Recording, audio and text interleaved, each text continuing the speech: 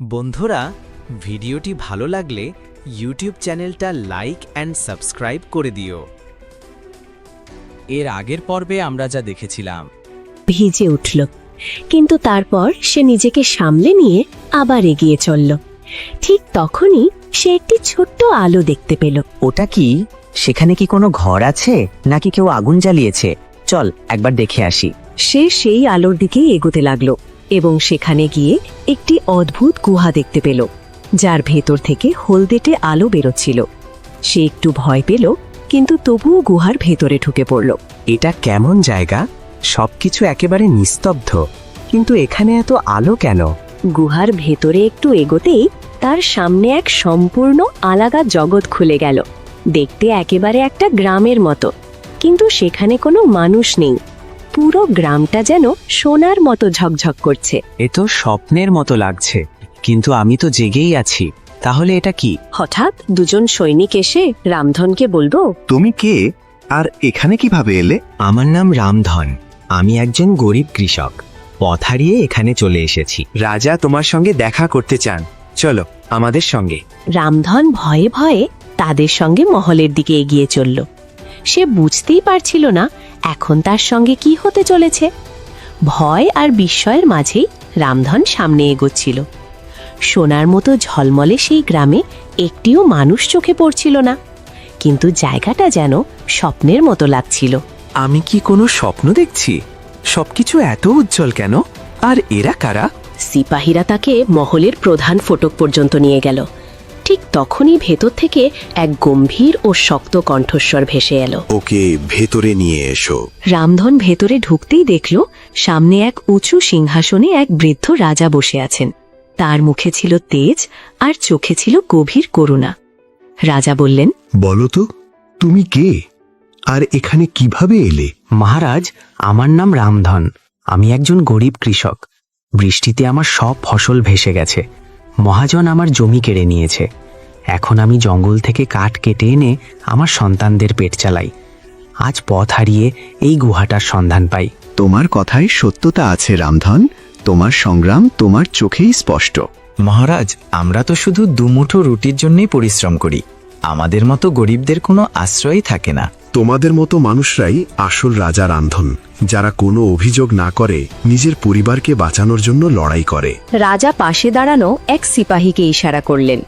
সিপাহী একটি ছোট্ট তিজোরি নিয়ে এলো। রাজা বললেন, রামধন, এই নাও কিছু সোনার মুদ্রা। এগুলো নিজের কাছে রাখো, বাড়ি ফিরে যাও। তোমার সন্তানদের জন্য খাবার আর কাপড় কিনো, আর নতুন করে জীবন শুরু করো। মহারাজ, আমি এটা নিতে পারি না। আমরা গরিব কিন্তু পরিশ্রমী। এই পুরস্কারটা সেই পরিশ্রমেরই ফল।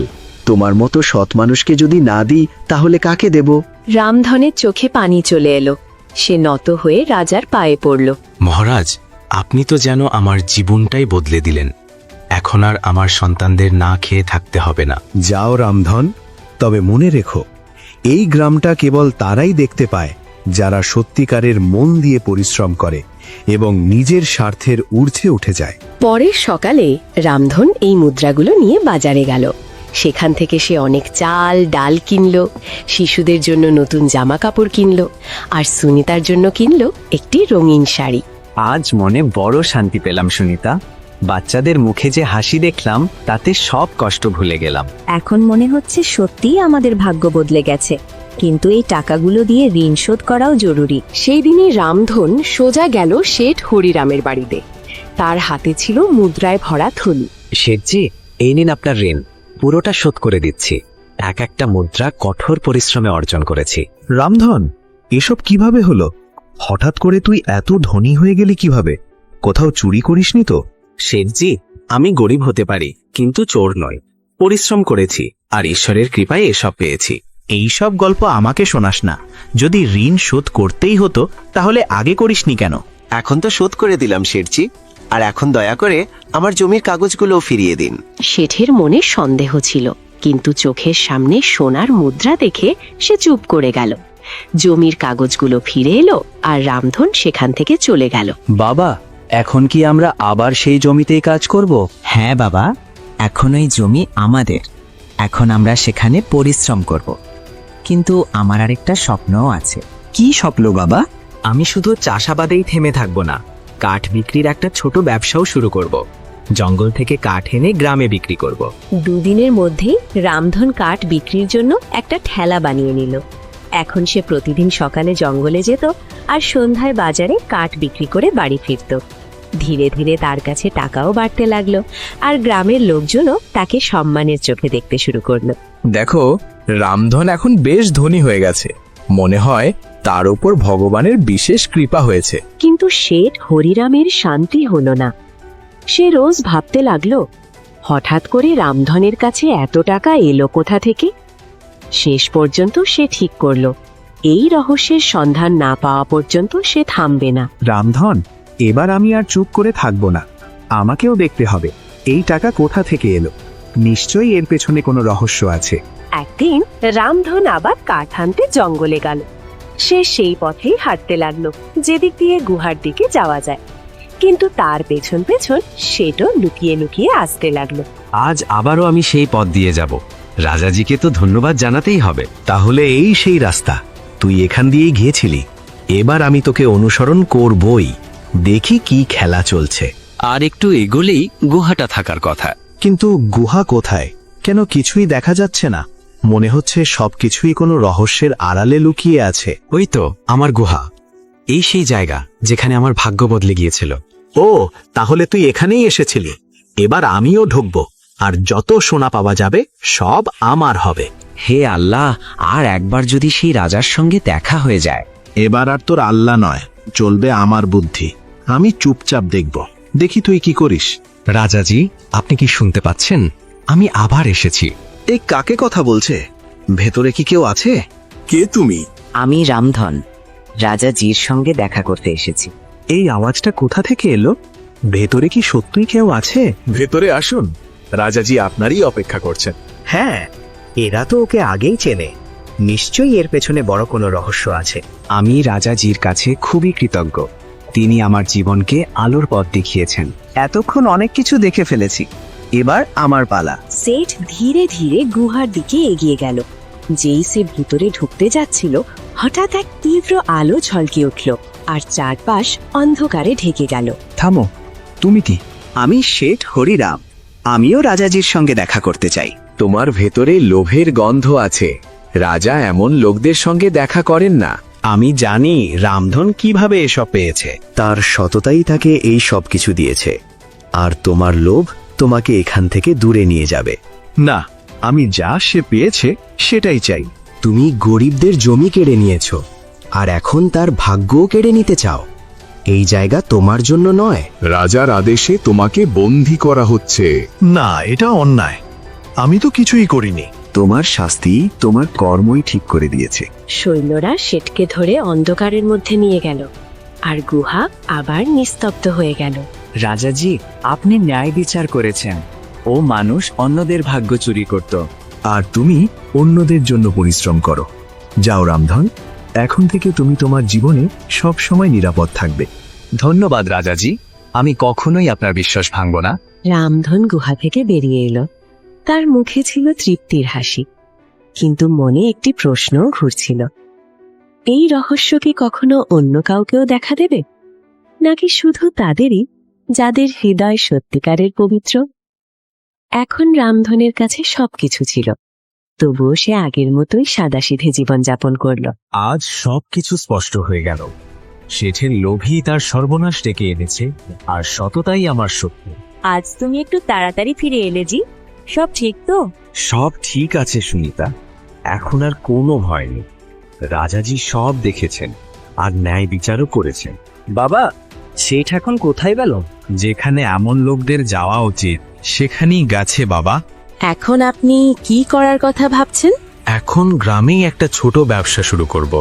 কাঠ আর কয়লার একটা গোডাউন খুলব, আর গ্রামের লোকজনকেও কাজ দেব। পরের দিন থেকেই রামধন একটা ছোট দোকান ভাড়া নিল। জঙ্গল থেকে কিছু কাঠ এনে সেখানে বিক্রি শুরু করলো। লোকজন ভালো মাল পেতে লাগলো, আর রামধনও তার পরিশ্রমের সম্মান পেতে শুরু করলো। রামধন ভাই, তোমার মাল তো খুব ভালো। এখন আর আমাদের বাইরে যেতে হয় না। দামও ঠিকঠাক রাখো, মন দিয়ে ব্যবসা করো। আমরা তো সবারই ভাই, যখন আমরা না খেয়েছিলাম তখনও গ্রাম আমাদের পাশে ছিল। এখন আমরা যদি সামান্য কিছু করতে পারি তাতেই আমাদের সার্থকতা। এখন গ্রামে সবাই রামধনকে সম্মানের চোখে দেখতে লাগলো। যে একসময় সবার নিচে ছিল, আজ সে সবার উপরে বসে, তবুও মাটির সঙ্গেই যুক্ত রইল। তুমি সত্যি সবকিছু সামলে নিয়েছো রামধন, আমি তোমার জন্য খুব খুশি। না সুনিতা, ভগবান আমাদের ওপর ভরসা রেখেছিলেন আর আমরা সেই ভরসার মান রেখেছি। বাইরে কেউ আছে নাকি? দেখি এই সময় কে আসতে পারে। রামধনজি, আপনি কি? জি, কে ভাই? আমি রাজাজির দূত। তিনি আপনার জন্য একটি বার্তা পাঠিয়েছেন। রাজাজির বার্তা আমার জন্যে? হ্যাঁ, তিনি আপনাকে ডেকেছেন। আপনার সঙ্গে তার কিছু বিশেষ কথা আছে। কেন ডাকা হয়েছে? কি ব্যাপার হয়েছে? সব ঠিক তো? আমাকে শুধু এটাই বলা হয়েছে, রামধনকে এখনই নিয়ে আসতে হবে। ঠিক আছে, আমি সকালে রওনা দেব। না, আপনাকে এখনই যেতে হবে। আমি সঙ্গে আছি, পথ নিরাপদ। ঠিক আছে, বাচ্চাদের খেয়াল রেখো সুনিতা। রামধন কোনো প্রশ্ন না করেই দূতের সঙ্গে রওনা হলো। রাতের অন্ধকারে তার চলার গতি ধীর ছিল, কিন্তু মনে ছিল অটুট বিশ্বাস। রাজাজি অপেক্ষা করছেন, ভেতরে আসুন। রাতে ডেকেছেন মানে নিশ্চয়ই কোনো জরুরি কথা আছে। এসো রামধন, বসো। সালাম মহারাজ, আপনি আমাকে স্মরণ করেছেন? রামধন, আমি অনেক দিন ধরেই তোমাকে লক্ষ্য করছি। তুমি যেভাবে নিজের জীবনকে আবার দাঁড় করিয়েছ তা সত্যিই অনুপ্রেরণাদায়ক। মহারাজ, যেদিন আপনি আমাকে সাহায্য করেছিলেন সেদিনই আমার ভাগ্য বদলে গিয়েছিল। আমার আর বেশি বয়স বাকি নেই, আর আমাদের কোনো উত্তরাধিকারীও নেই। আমরা চাই তুমি আমাদের উত্তরাধিকারী হও। আমি রাজসিংহাসনে বসব? এটা কিভাবে সম্ভব? আমরা তোমার আচরণ, সততা আর পরিশ্রম ভালোভাবে পরীক্ষা করেছি, আর এই গুণগুলি একজন সত্যিকারের রাজার মধ্যে থাকা উচিত। মহারাজ, আমাকে ভাবার জন্য একটু সময় দেন। তোমাকে কাল সকাল পর্যন্ত সময় দেওয়া হলো, ভেবেচিন্তে সিদ্ধান্ত নেবে। রামধন মহল থেকে বেরিয়ে এলো। তার মনে প্রশ্নের ঢেউ উঠছিল, কিন্তু তার সঙ্গে সঙ্গে জন্ম নিচ্ছিল এক নতুন আশাও। রামধন, কি সিদ্ধান্ত নিলে তুমি? মহারাজ, আমি সারা রাত ভেবেছি, এই সিংহাসন শুধু সম্মানের নয়, এটা এক বিশাল দায়িত্ব। আমি কোনোদিন স্বপ্নেও ভাবিনি এমন কিছু হবে, কিন্তু আপনি যদি আমাকে যোগ্য মনে করেন তাহলে আমি এই দায়িত্ব গ্রহণ করছি। তোমার এই উত্তরই প্রমাণ করে তুমি এর জন্য সম্পূর্ণ যোগ্য। আমি কথা দিচ্ছি, আমি সবসময় গরিবদের পাশে দাঁড়াবো, কারো সঙ্গে কোনো অন্যায় হতে দেব না। রামধন, এটা কি সত্যিই কোনো স্বপ্ন? না সুনিতা, এটা ভগবানের ইচ্ছা। এখন আমরা আর না খেয়ে ঘুমাবো না, বরং অন্যদের ক্ষুধা দূর করার দায়িত্ব নেব। এখন আমি রাজার ছেলে। না বাবা, তুমি জনগণের সেবকের ছেলে। আমরা রাজা হয়ে নয়, সেবক হয়ে বাঁচব। ধর্মপুর গ্রামের সেই গরিব কৃষক যে একদিন বৃষ্টিতে সবকিছু হারিয়েছিল, আজ নিজের সংগ্রামের জোরে রাজপ্রাসাদ পর্যন্ত পৌঁছেছে। যে রাজা নিজে কাঠ কেটে সন্তানদের মানুষ করেছে, সেই রাজাই সত্যিকালের জনগণের রাজা। রামধন না তো ধন সম্পদকে অহংকার হতে দিয়েছে, না গরিবীকে লজ্জা বানিয়েছে। সে প্রতিটি পরিস্থিতিকে গ্রহণ করেছে আর পরিশ্রম দিয়েই নিজের ভাগ্য লিখে নিয়েছে।